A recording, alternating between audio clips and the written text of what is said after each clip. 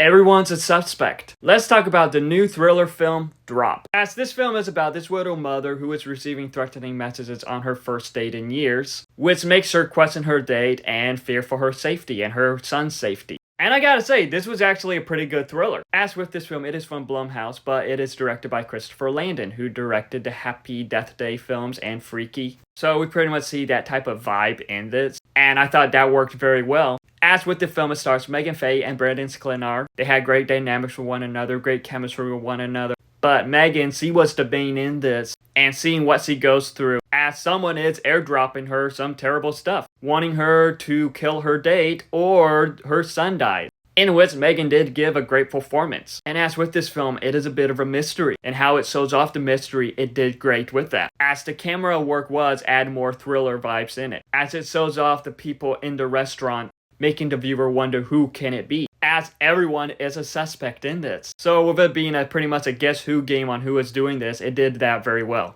And also one thing that this film does pretty well is that it dives into trauma. It dives into abuse trauma, abuse survivors.